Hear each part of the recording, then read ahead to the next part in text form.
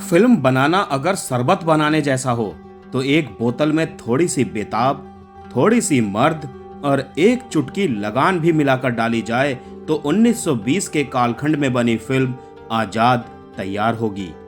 KP Saxena की कोई 24 साल पहले लगान के लिए रची बोली को आधार बनाकर लिखे गए संवादों से सांसें पाती फिल्म आजाद से दो नए सितारे हिंदी सिनेमा में पदार्पण कर रहे हैं।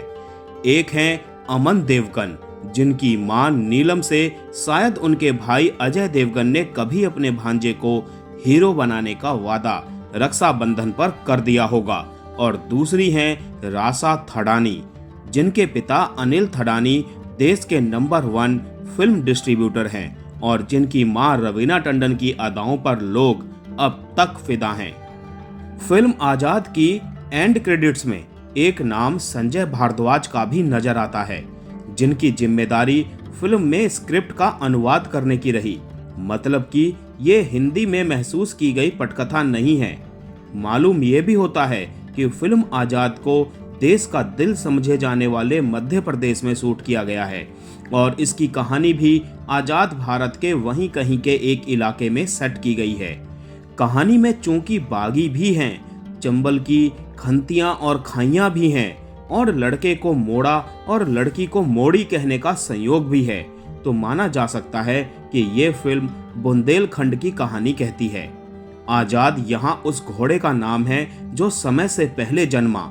शरीर से कमजोर था तो अंग्रेज अफसर ने उसे मार देने का मन बनाया, लेकिन अपना हीरो विक्रम सिंह उर्फ ठाकुर उर्फ सरदार उर्फ अजय देवगन उसे अपनी मेहनत की कमाई से खरीद लाता है। दोनों की दोस्ती परवान चढ़ती है। आजाद बड़ा होकर एक ऐसा घोड़ा बनता है जो है तो मारवाड़ी, लेकिन अपनी चाल ढाल फुर्ती और चपलता से कतई अरबी लगता है। मालिक और उसके सहायक के बीच की समन्वयता यानी ट्यूनिंग कैसी होनी चाहिए, उसे श्याम नारायण पांडे ने क्या ही खूबसूरती से अपनी कविता में लिखा है। राणा की पुतली फिरी नहीं तब तक चेतक मुड़ जाता था। यहाँ कहानी इसी चेतक के किस्से से शुरू होती है। नानी का दुलारा नवासा आजाद को देखता है तो देखता ही रह जाता है। उसे बागी सरदार के इस घोड़े से प्यार हो जाता है और इसी बीच उसे इलाके के जमींदार की बेटी से भी प्यार हो जाता है। कौन सा प्यार है और कौन सा आकर्षण, इसे सुलझाने में फिल्म गुजर जाती है। आजाद का मालिक ठाकुर है, पहले किसान था अब बागी है।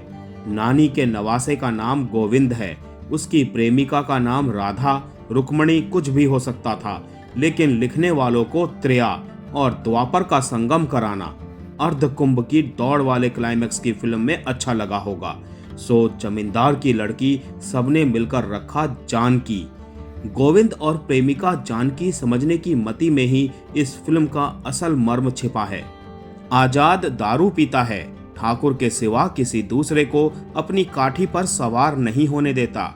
बागी ऐसे हैं कि 1920 में रात होते ही 21वीं सदी की म्यूजिक पर बना हुआ आइटम नंबर देखते हैं, और हीरो ऐसा कि सपने में पहली बार अपनी प्रेमिका जानकी को देखता है तो वो उसे आइटम नंबर करती दिखती है। किसी नवोदित अभिनेत्री का ऐसा फूहड़ परिचय यानी इंट्रो किसी दूसरी हिंदी फिल्म में पहले भी रहा होगा, लेकिन याद नहीं पड़ता।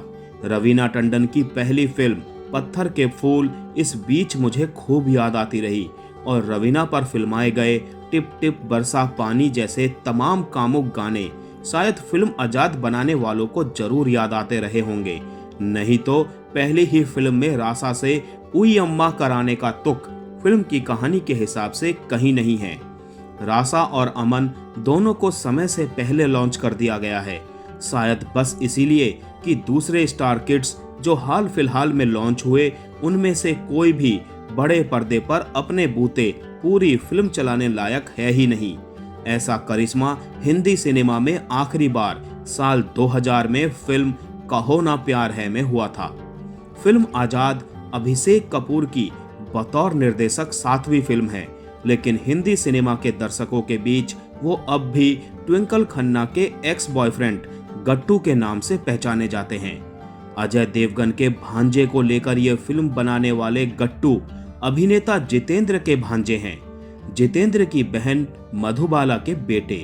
अभिषेक के सिनेमा पर पश्चिम सिनेमा के तगड़ा असर साफ देखा जा सकता है। आजाद में वो बेताब और मर्द जैसी नकचड़ी हीरोइन गढ़ना चाहते हैं, लेकिन फिर उनका दिल लगान की गौरी पर भी मचल जाता है। फिल्म का हीरो कौन है, इसे लेकर अभिषेक काफी कंफ्यूज दिखते हैं। 2/3 फिल्म अजय देवगन खींचते हैं और फिर जब बारी अमन की आती है तो ढप्पा हो जाता है। फिल्म के संवाद बहुत अटपटे हैं। खड़ी बोली से अवधी मिश्रित भोजपुरी और भोजपुरी मिश्रित बुंदेलखंडी में भटकती रहने वाली इस फिल्म में एक डायरेक्ट कोच भी है, ये जानकर और हैरानी होती है। डायना पेंटी की तारीफ करने का मन जरूर होता है कि अरसे बाद वो बड़े पर्दे पर दिखी और जमींदारों के घरों में कैद एक प्रेमिका का किरदार बहुत ही शालीन तरीके से निभा ले गई।